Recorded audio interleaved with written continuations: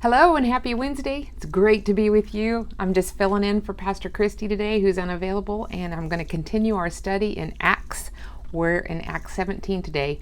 Pastor Mike spoke yesterday about Paul and Silas and how they had been released from jail, really just because of the transforming gospel of Christ that they shared with those who were around them, and they were able to get out of jail.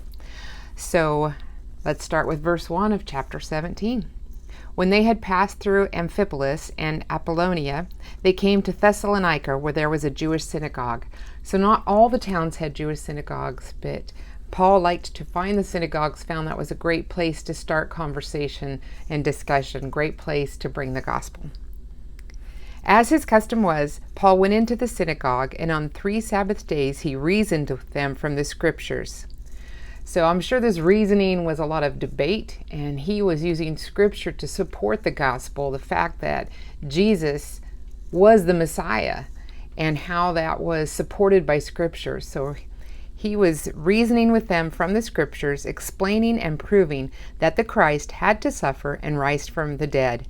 This Jesus I am proclaiming to you is the Christ, he said. Some of the Jews were persuaded and joined Paul and Silas, as did a large number of God-fearing Greeks and not a few prominent women. That's a little bit of a confusing sentence, but what it is saying is, yes, there were prominent women as well as Greeks and Jews that were persuaded that the gospel is once again shown time and time. It is for everyone. But the Jews were jealous. Man, that is the recurring theme, isn't it? They were losing their control, losing, it was a control issue, don't you think? And they were jealous. So they rounded up some bad characters from the marketplace. Sounds like a Western at this point. Let's just get the bad guys together and get them all worked up. They formed a mob and started a riot in the city.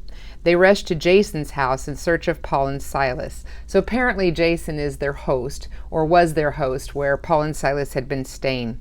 So they rushed to Jason's house in search of Paul and Silas in order to bring them out to the crowd. But when they did not find them, they dragged Jason and some other brothers before the city officials, shouting, "These men who have caused trouble all over the world have now come here, and Jason has welcomed them into his house." First of all, that's a bold statement. These men who have caused trouble all over the world. I mean, you can look at that negatively. They were trying to show how they were disrupting everything. On the flip side, the gospel was impacting the world.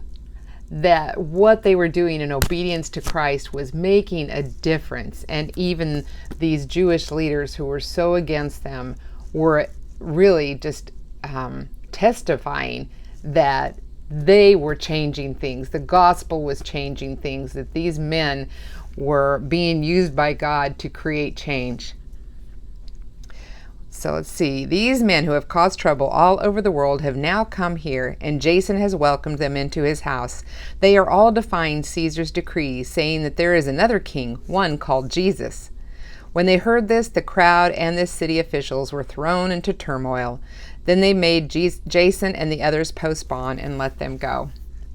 First of all, great props to Jason and his brothers for just being available, and God provided for their need. They weren't hurt at this point, and God is taking care of them and looking out for those who are willing to bring the gospel.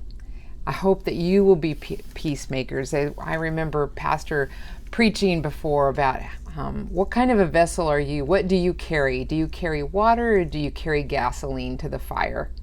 And certainly this mob was getting all worked up and throwing gas on the fire and making it bigger and bigger. Let's just be vessels of water and bring peace and love, and continue to be bold in preaching the gospel to others so that God can change lives. Have a great day. Go in peace.